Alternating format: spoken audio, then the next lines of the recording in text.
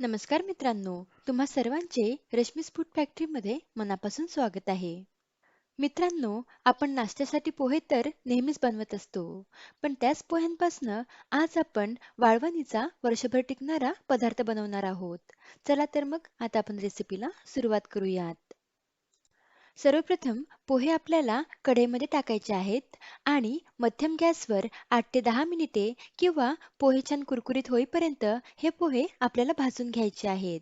हे पोहे मी वजनी प्रमाणात पाव किलो घेतले आहेत. इथे बघा, पोहे छान मस्त कुरकुरीत असे भाजून झालेले आहेत.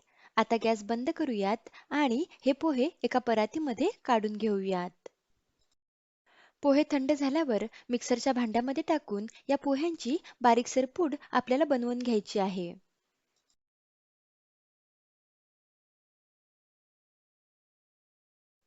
इथे छान पोह्यांची बारीकसर पूड बनवून तयार आहे.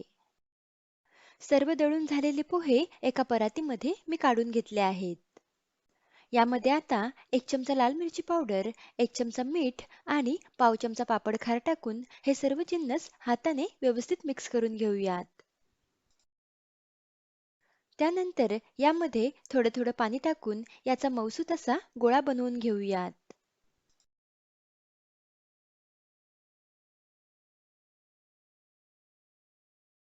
इथे तुम्ही बघू शकता, मस्त मऊसूत असा गोळा बनवून तयार आहे.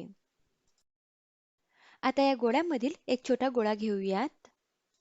इथे मी चकली बनवायचा साचा घेतला आहे आणि त्यामध्ये जी पापडी बनवायची प्लेट असते ती या साच्याला लावून घेतली आहे.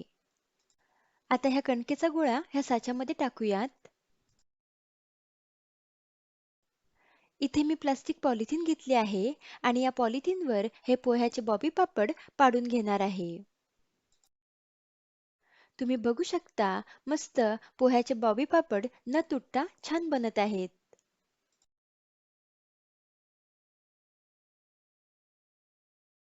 इथे मी सर्व पोह्याचे बॉबी पापड बनवून घेतले आहे.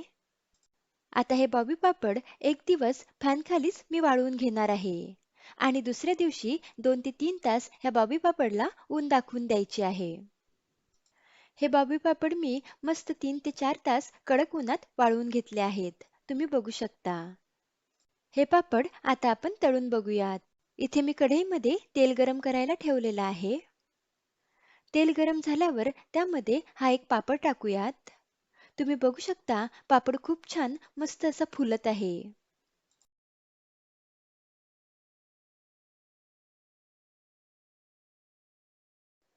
इथे मी काही बॉबी पापड तळून घेतले आहेत. तुम्ही बघू शकता, मस्त खुसखुशीत असे पापड आपले बनवून तयार झाले आहेत. तर मग तुम्ही पण वर्षभर टिकणारे हे पोह्यांपासून बनणारे बॉबी पापड नक्की बनवून पहा. लवकरच भेटूयात अशाच एका रुचकर रेसिपी सोबत. धन्यवाद.